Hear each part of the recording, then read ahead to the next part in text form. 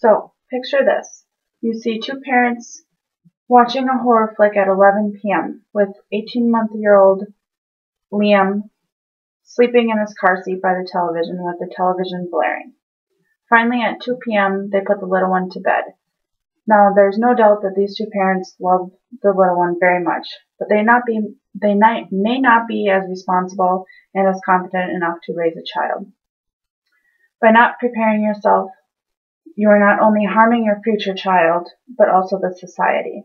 According to the National Child Abuse and Neglect Data System, as of 2005, about 80% of children are physically, psychologically, and neglected, those of which are far more likely to abuse their own children, says R.J. Gelles in his book, Child Abuse as Psychopathology, a Sociological Critique and Reformation. So let's stop the cycle.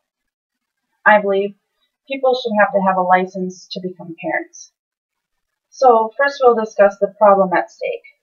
When we discuss and why having a license would be better for our children, and then some possible objections. So let's begin by looking at the problem that is occurring without having a license. You need a license to drive a car, to fish, to hunt, just about everything else. Our society regulates certain activities that may potentially cause harm to another individual. Parenting is an activity that could potentially cause harm, but yet any idiot can have children. So by having a license, it would also cut down on teen pregnancy and drug and alcohol addicted parents. This would also minimize the number of people on welfare and the poverty numbers.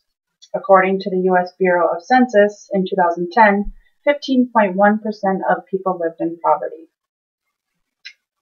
So now that we understand why we should need a license to become parents, we can talk about what might that test possibly be and how we would determine it.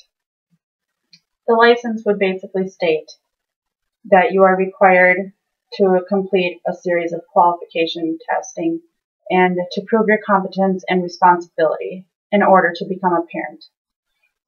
And you would also sign a contract saying that you will never abuse or neglect your child.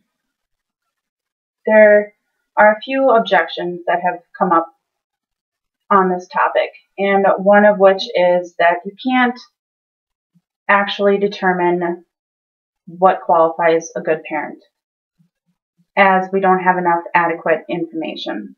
But what we can do is identify traits that make a bad parent and work backwards from that.